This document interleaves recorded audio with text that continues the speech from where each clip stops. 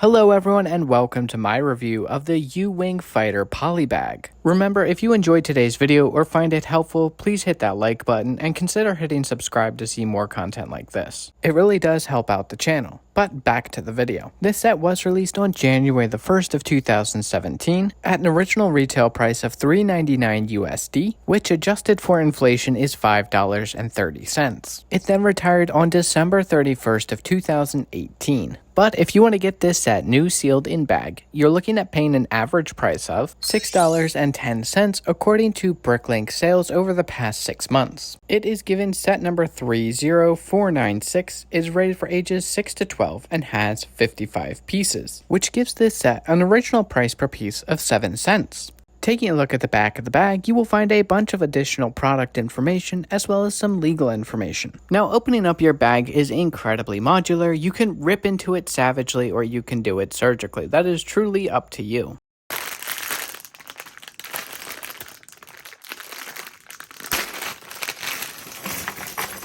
Inside of your bag, you will find this tiny pile of pieces. And lastly, your instruction manual. And here is your first look at the final product. I like this thing a lot, but I do like my Polybags. Now, I personally think they did a pretty good job when it comes to capturing the overall look and vibe of the U-Wing. I enjoy the color variety here with that little smattering of yellow, some blue, and that light gray. And there's even some hints of dark gray here as well, to really make the ship feel as battle-worn as it does in universe. Taking a side profile view here, I really like the overall look of the engines. I like how sleek they were able to make them even at this scale. Once again, LEGO is using a trans cheese slope here for the window, and I think it works. I love the fact that they were able to include the troop bay here at the bottom just by leaving it hollow. Once again, call me a fiend, but I absolutely love the use of trans orange pieces here for thrust. I think it works incredibly well. Putting this polybag build next to the microfighter version of the U-Wing, which I have also reviewed, which you should go check out. Not only are they incredibly similar when it comes to size, they also share a lot of the same details. But I think the shaping might just be better on the polybag.